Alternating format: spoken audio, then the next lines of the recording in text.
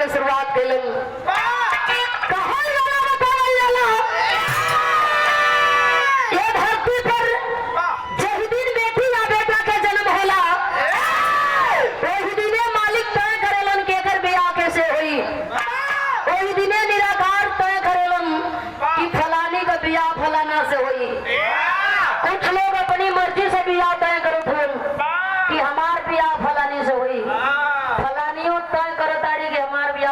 से हुई लोग कहेलन कि हाथ के लकीर में जवन लिखल बा उहे हुई ऐखे लिखल तब घूम घूम लोग गई हन कि प्यार नहीं खे लिखल हाथ के लकीर में नहीं खो तक कदीर में ये जान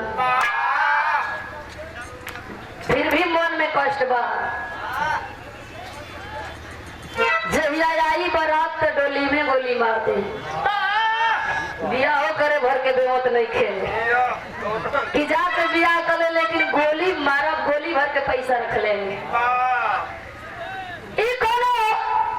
आशिक मनचला किस्म के आशिक मोहब्बत का मारा प्यार का मारा अपनी महबूबा के खोज में चला है। सोच रहा है आशिक महबूबा से प्यार का इजहार करो फिर बियाह करो फिर लेके आई। चार लाइन भूमिका देके कभी शुरुआत विरहा का कैलन कैसन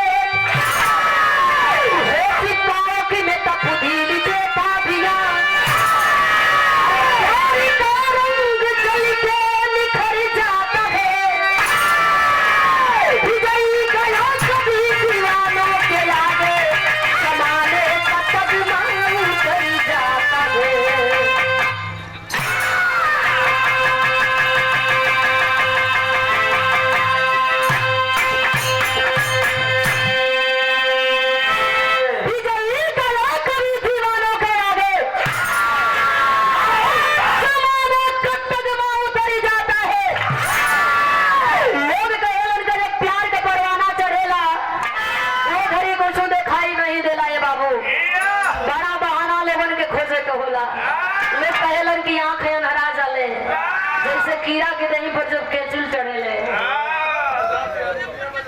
ओ घरी उनाई बुझत कि हमके कौन और सरके के हो। जब लड़का प्यार में हरा चलो तो नहीं पूछतन कि हम कौन देवाल खांगो थे। एक घरी बाद हमारी संगे का हुई वह आशिक चल दिया और जब आशिक चला है तो घरी कवि के एक लाइन गजल के नमूना लिखे के पड़ल कैसे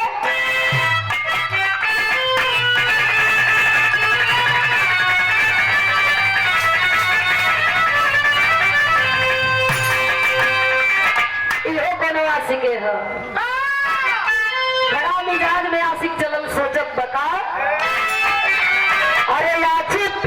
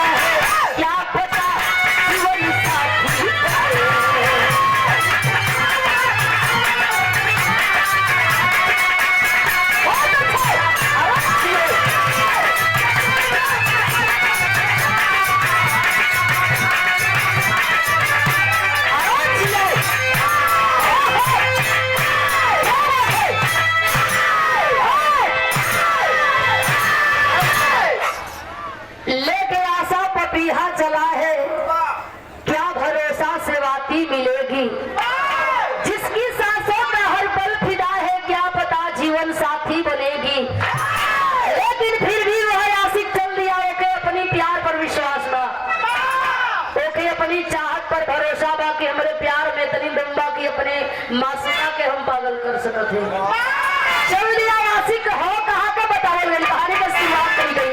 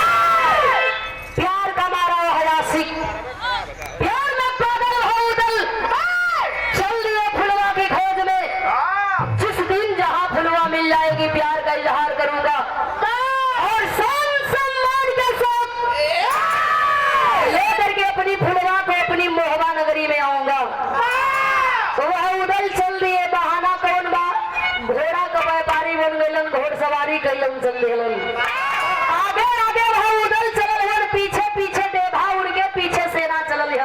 मालिन की आगे हाथ जोड़ करके मालिन से कहे रमता जोगी बहता पानी, अरे मालिन रात बिताऊंगा सुबह होते चला जाऊंगा। मालिन कहे हमें कोनो आपत्ति नहीं है, साहब आप विश्राम कर लीजिए। डेरा डंडा उदल का पड़ गई, और जब डेरा डंडा उदल का पड़ गई, साँझ हो गई। धीरे धीरे घड़ी 12 बजाए वाली बे, लेकिन उदल के नींद नहीं आवत पाई। यहाँ बड़ी पुरान गीत लगल, खेसारी लाल यादव के गीत है। पूछ पूछ जितनी अंग्रेज अपनी कुकुरन का नाम रखला, फैशन में हमारे देश में नाम रखा था। ये हंसे वाली कौन बात है? गीत यहाँ लगल, बड़ी पुरान गीत था।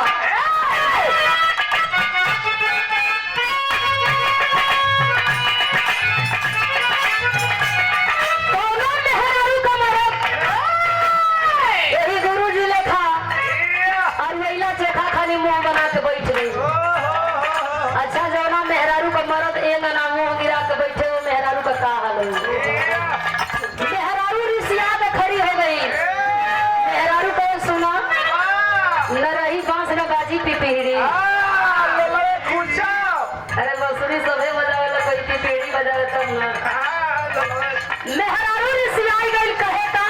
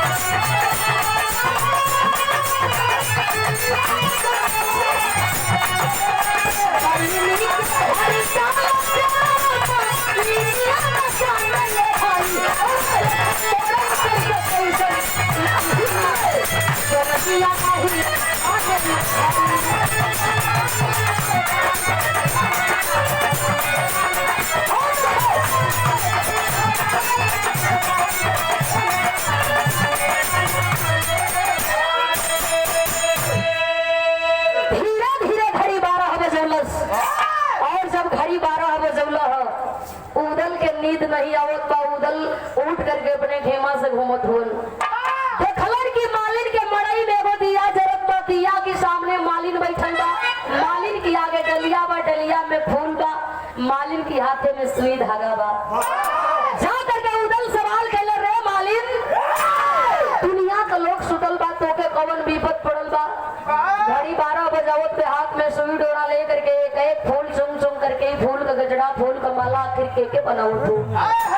वो मालिन हाथ जोड़ करके उदल से कहे, साहब तू रमता जोगी हुआ, रात हो करके सुबह हुई, और जब सुबह हुई तू अपने घरे द्वारे चल जीबा। पूछला के का फायदा? उदल हंस लगलो, रे मालिन, हो सके कि तोरी कोनो कामे न जाए। मालिन तनी कम से कम इतना तो बताओ कि फूल का गजड़ा, फूल का माला तू के बनाओ तू? वह मालिन उदल से बतावे, का बता रहे? यहाँ गीत बदल गई।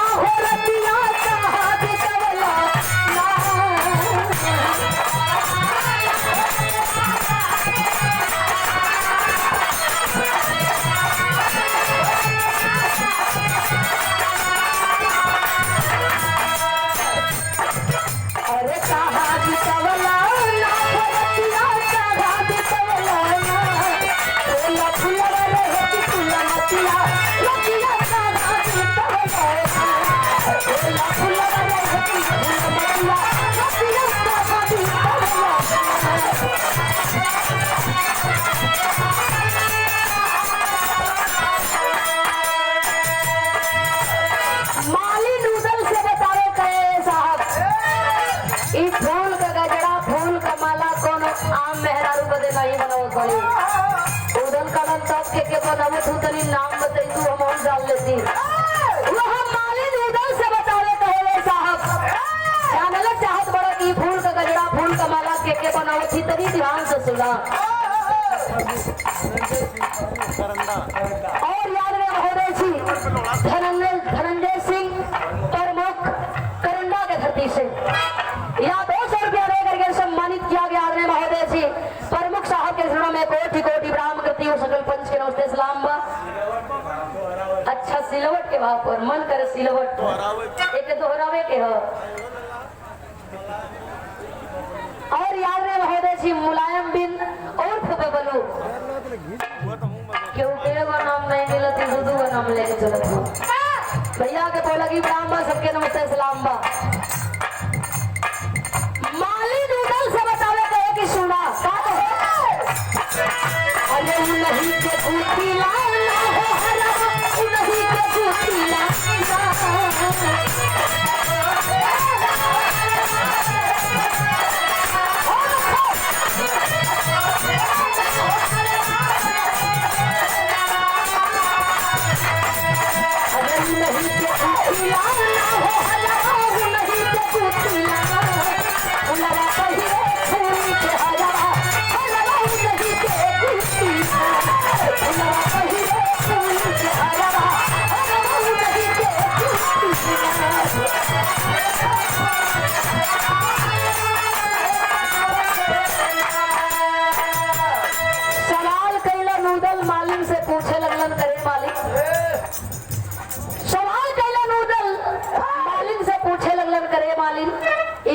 गजड़ा, फूल का माला बनावे का मेहनताना तो का मिलेला?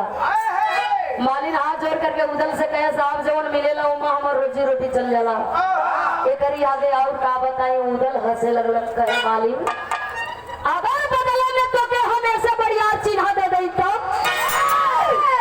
मलिनिया उदल के समझावे, कहे साहब पेट पर लात मारत हुआ, तू एक दिन दे के चल जाइबा, और फुलवा रानी रोज दिन हमके देले। उदल मालिन से कहे, बात ही नहीं है, बात ही बाकी जवने खातिर हम घोड़ा का व्यापारी बन गईली, जवने खातिर हम यहाँ आईली, जवने के इतना दिन से खोजत है, वो करी घर का रास्ता तोरी घर से होके जाता। अरे मालिन हमार काम बना दे, भेंट करा दे, एकदम करेजा पर एक खाची कीड़ा काटत हो, दिल प्यार से भेंट हो जाई। भौजी जवन कभी तवन न करब, कभी तो के खलोनी पास करा दे। मलिनिया सोचे लगल कि ये हमके फुसिलावत है। आखिरकार उदल मालिन से कहे, मालिन आई सुई धागा हमके दे दे या तू जाके सूख। ये फूल का गजरा, फूल का माला हम बनावल चाहत बानी। मालिन सुई डोरा दे के जाके सुत गई, रात भर जाग करके उदल फूल का गजरा, फूल का माला बनवलन, वही चंगेरी में रखले हुन। सबेर का बेला भइल, जाके मालिन के जगावे लगलन। दरबार में जाए का टाइम हो गई, लाउ तुआर फूल का गजरा, फूल का माला तैयार बा। मलिनिया गइल दौड़ के जाके फूल का डाली उठावत बा। जेवन डाली रोज 5 किलो का रहे, वो 15 किलो का हो गई। और जब 15 किलो का हो गई तो मलिनिया ताके लगल कि दादा हो दादा इमा हो का देखत बता रखले भाई, हाँ गीत बदल गई।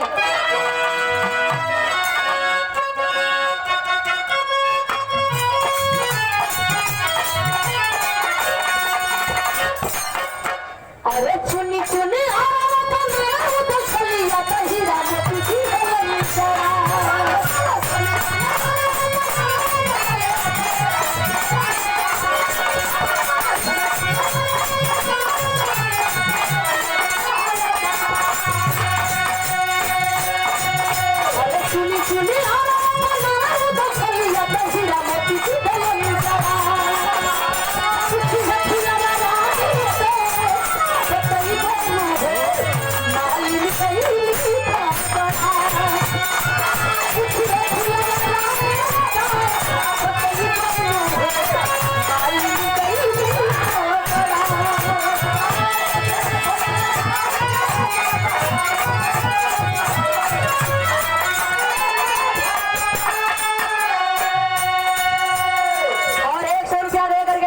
किया गया गोविंद मुन्ना की ओर से। आशीर्वाद था सबके दो लगी ब्राह्मण।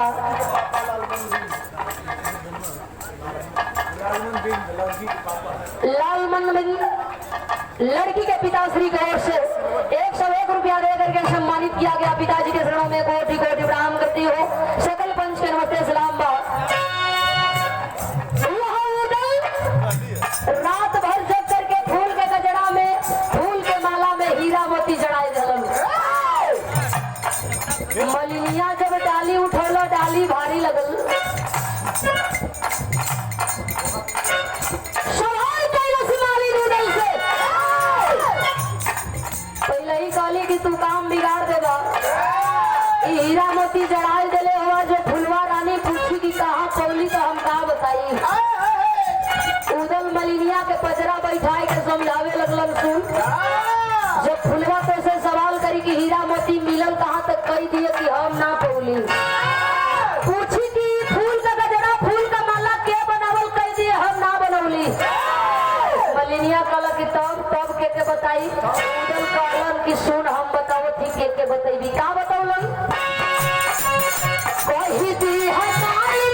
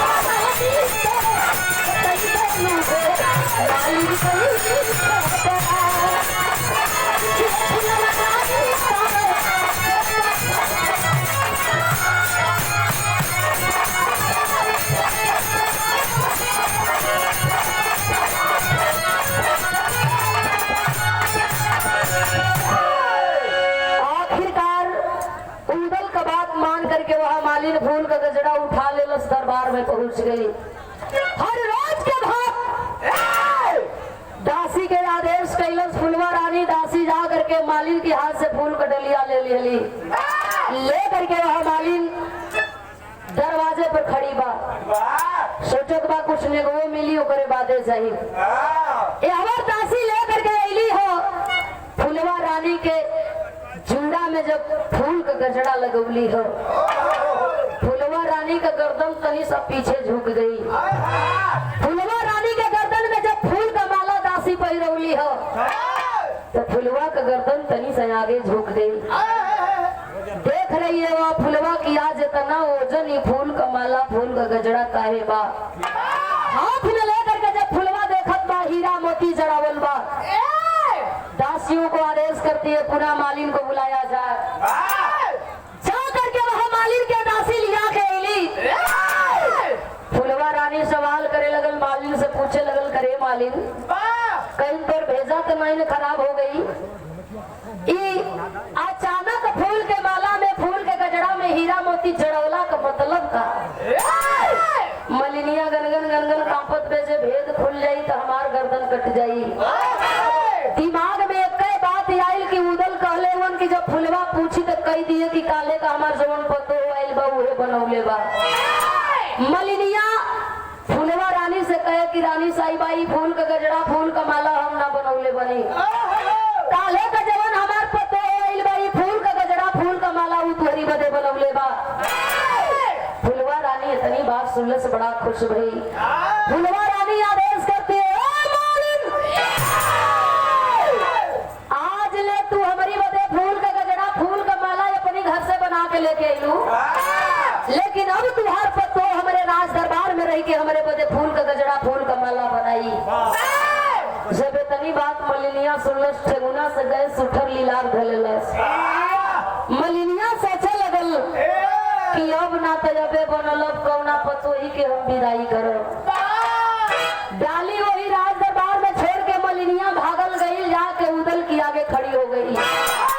उदल पूछत हो रे भौजी बड़ा आफत ही रे बरियारे सिन्हा पा गई का किसान पैसा चढ़ दिया। मलिनिया गुस्सा में लाल कहे कि चुप रही तुहार मुंह फुको पहले ही कहली कि तू हमके फंसा देबा। उदल पूछत हो काहे रे भौजी बड़ा गरम लगत थी।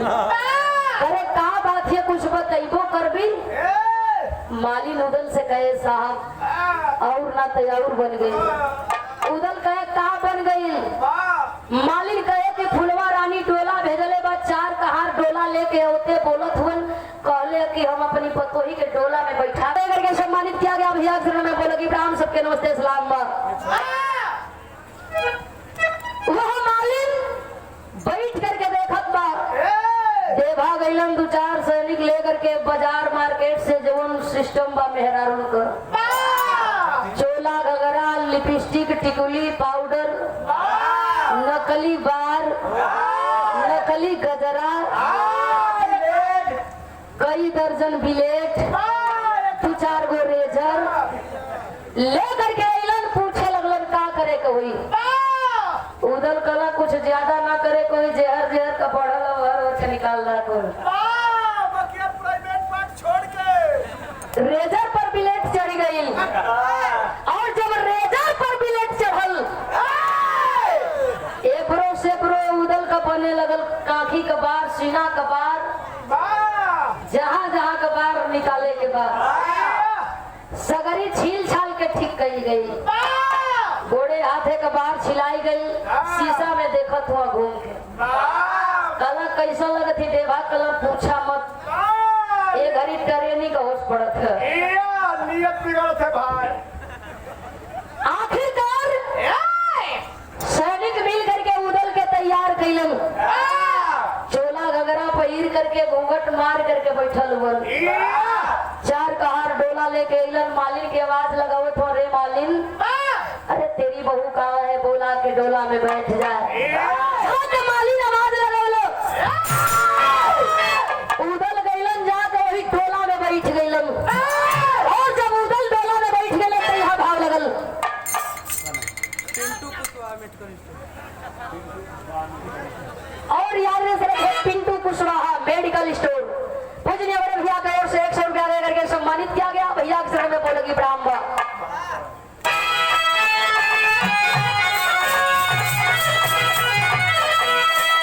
अरे टोला में कोई परवाना चल दिया, टोला में कोई परवाना चल दिया, समा के आंगन में ले चाहत का मैं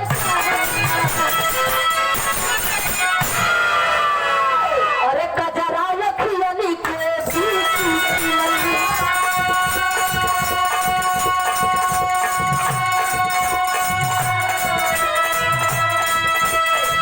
मन मोह कर पर बनाई चले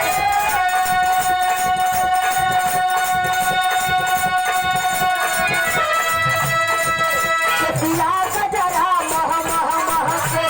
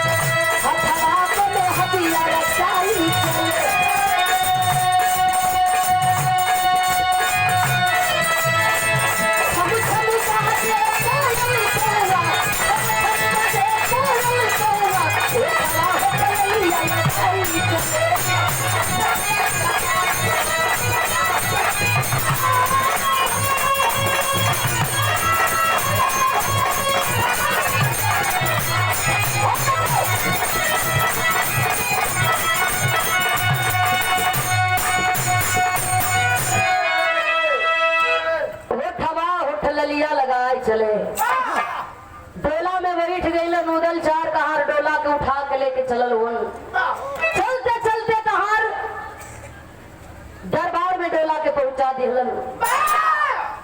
आदेश करती है फुलवा रानी दुल्हन को इज्जत और सम्मान के साथ घर में लाया जाए।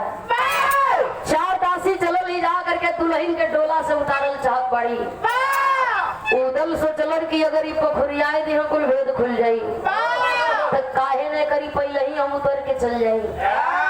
जा करके दासी पकड़ल चाहत है उदल मना कर थोड़ मैं चली जाऊंगी। सोचली गुरु की ढेर चलाक में का जरूरत बा।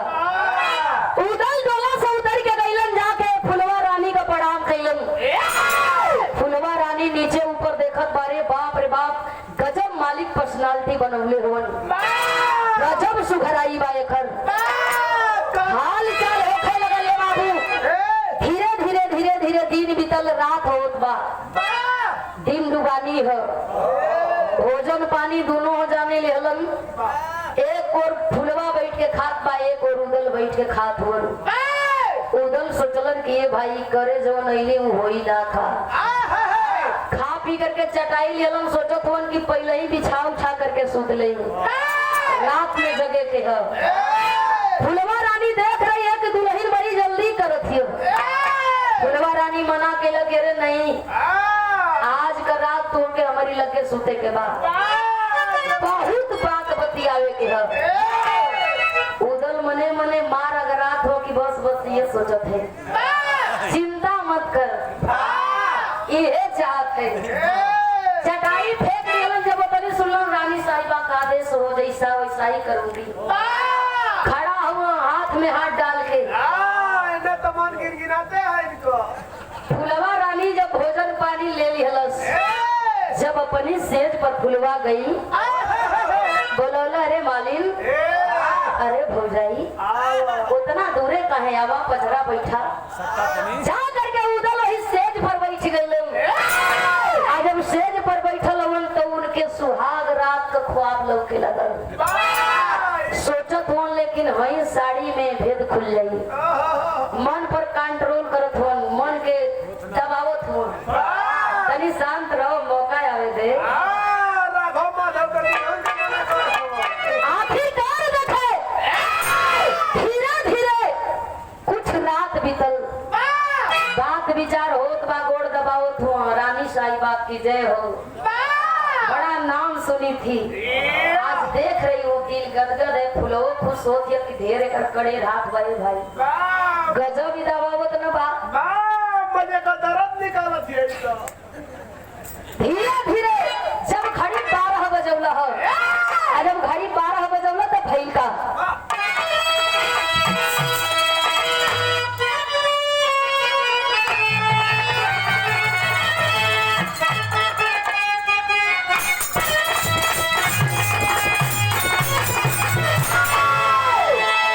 अरे बारी उमर कमरी लचकनिया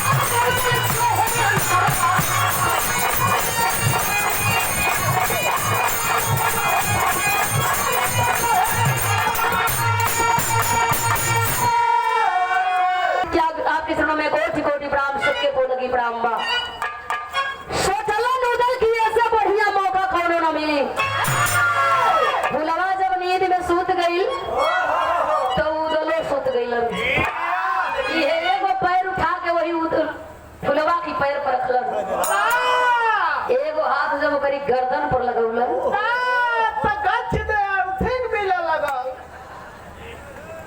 फुलवा रानी का करवट रहले हरा हो गई जब उदल की ओर फुलवा रानी का करवट भइल तो उदल सोचलन कि ऐसे निमन और कोनो मौका न मिले आज न बरसब तो कहियो न बरसब सोचत हुआ उदल इहे बढ़िया मौका है कैलन का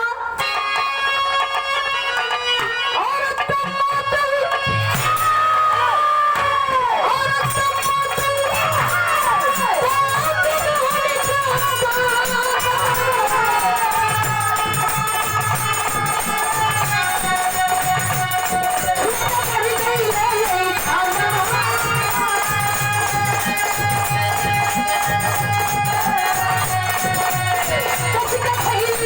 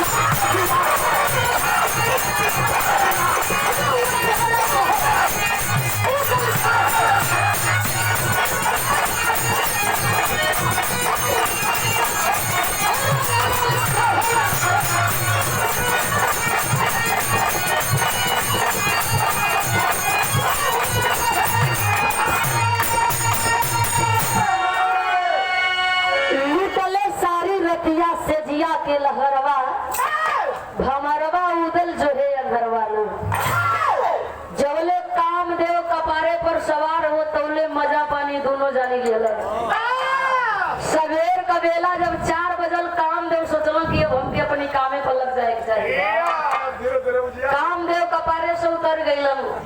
आज जब कामदेव कपारे से उतर गईलन, फुलवा होश में आयल, सोचे लगल रे इस सारी में नारी है कि नारा है। तो मुसर चंडवा है। सोच रही है वो फुलवा, ई का हमार तो इज्जत है, आभूषण है। दौड़ करके जाती है फुलवा, आग में बुलावा, फुलवा में आंख से तलवार को खींच लेती है, सवाल करती है तो इस सारी में नाम बताने था मैं गर्दन काट लूंगी। उधर सोचला गर्दन काटा चाहे कुछ काटा, अब हमार काम हो न गई, अब तक के हमें से बियाह करे के है। सोचलन उदल की अब बताई दिहल ठीक बा, खड़ा भइला उदल, ये उतार के दुपट्टा फेंकला वही फुलवा के देही पर। फुलवा ताकत बारे ई कौन है? वो नकली बार जब चौथला फेंकला अब वही समझ में न आवत है। जब ये चोरी फरला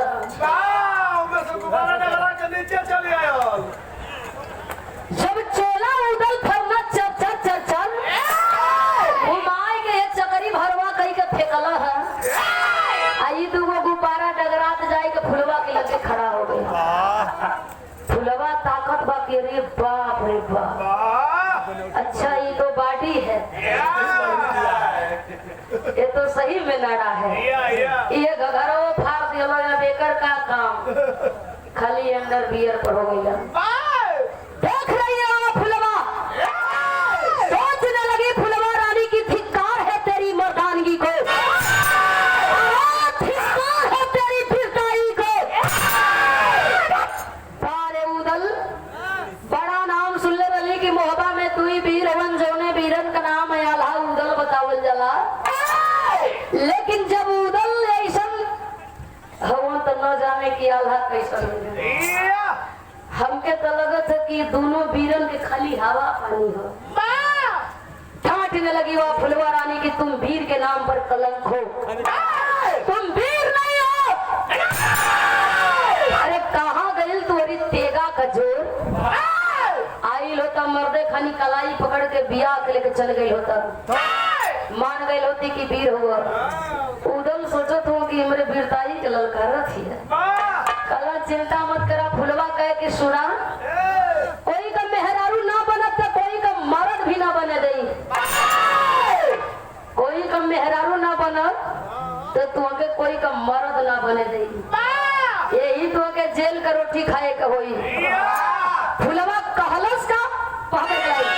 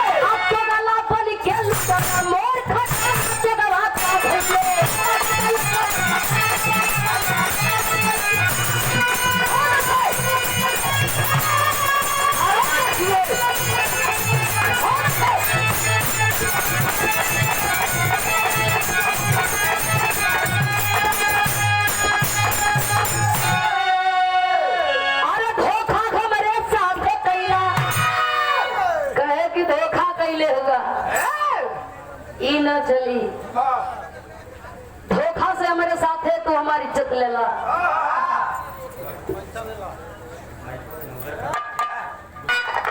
फुलवा अरे धोखा हमारे साथ है कैला, कैसन धर्म तुहार हो, वीर तू होते हम तबे मानव, हमारा सरदार हो। अरे तू लहिर बना के ले चल बा मस्ताना तेरा का भइले, नहीं तो खिलाई तो तेल का तेरा का भइले।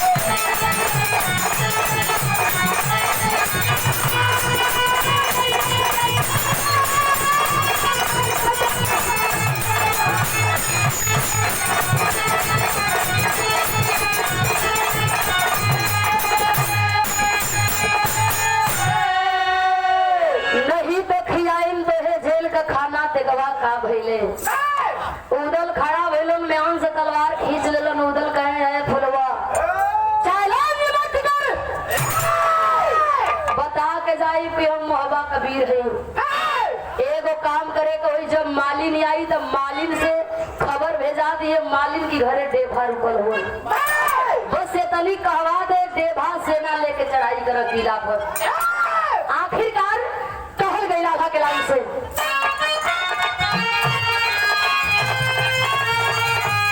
अरे तो फूलवा के बात साले वही उदल के करे जवाब पहिया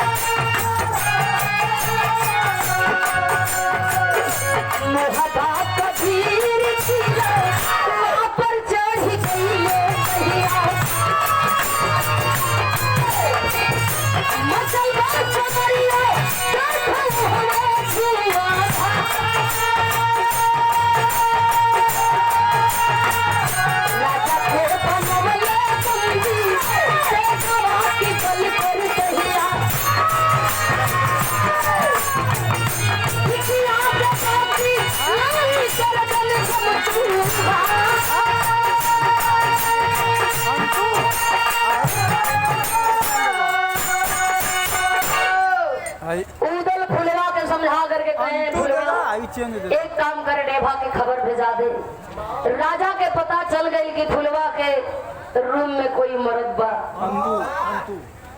अंतु और यह अंतु जी के ओर से पावन गुलाब दे करके सम्मानित किया गया आज वह राजा पूरा किला घेरवा लिहलन पूरा किला घेराई ले करके भाग के फुलवा आई उदल से कहे कि जान तो हर नहीं बची बाबू का सेना पूरा किला के घेर लिए ले उदल कहे तू चाह मरवाई दा तू चाह बचाईला भाग करके फुलवा गई जाके मालिन से कहे मालिन तेरी घरे डेभा रुकल हो जाके डेभा के कही दे कि उदल का जान खतरा में बा पागल मालिन गई जाके डेभा की आगे खड़ी है डेभा बड़ा खुश हो कि बुझा तो भैया का काम बन गई मालिन से पूछत हुआ का भैया का काम बन गई का मलिनिया कहे चिंता मत करा बस तोरो काम क्रिया भैले बोलत है देवा पूछे काहे टेढ़ बोलत ही रे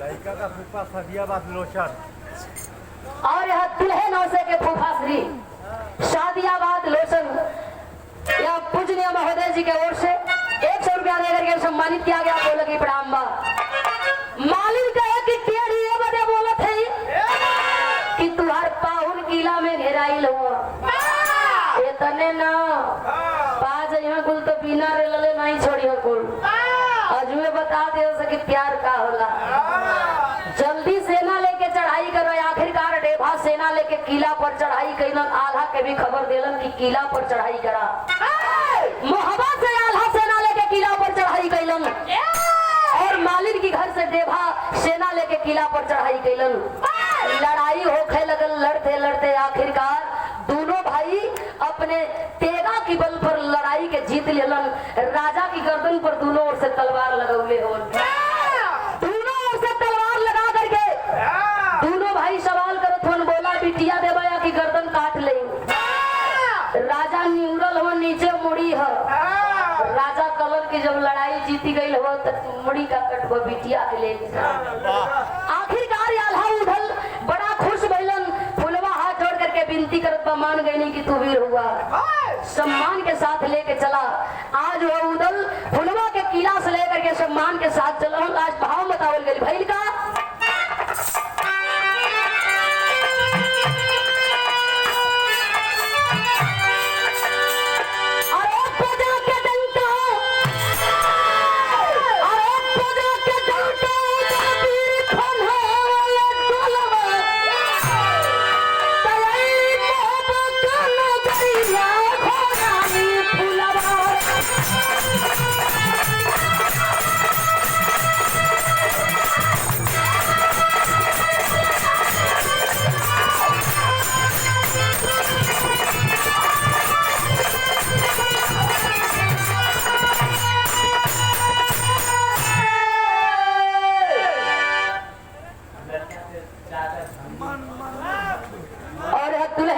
चाचा जी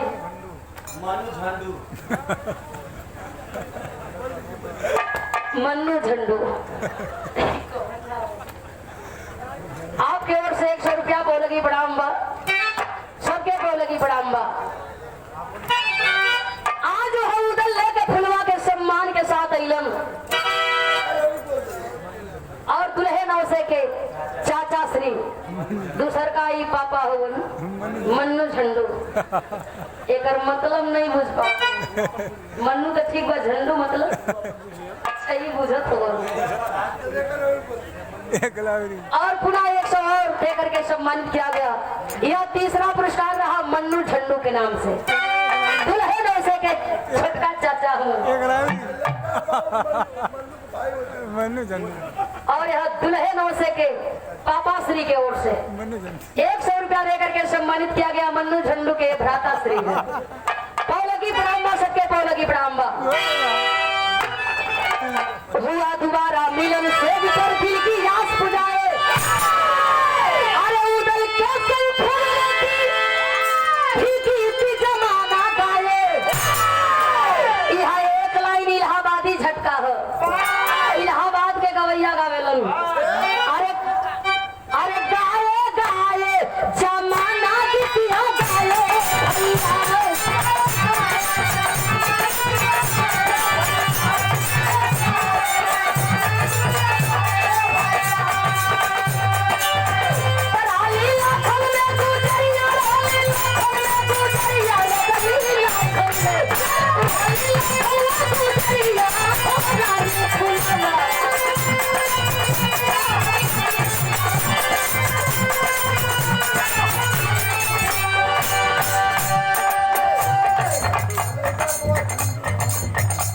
यह लड़का के चाचा है मन्नू और लड़का के पापा झन्नू के ओर से मन्नू झन्नू के ओर से 100 रुपया लेकर के सम्मानित किया गया पौलगी ब्राह्मण।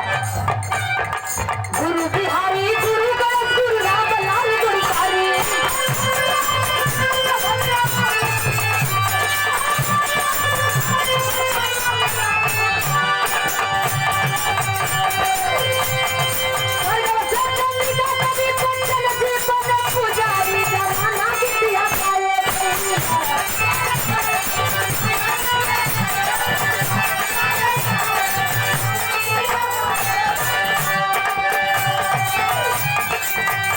कौन नागिन डाल दो भैया मतलब नागिन वाला गाना ना कहो छाप बोलत गुरु बिहारी गुरु गणेश गुरु राम लाल गुरुकारी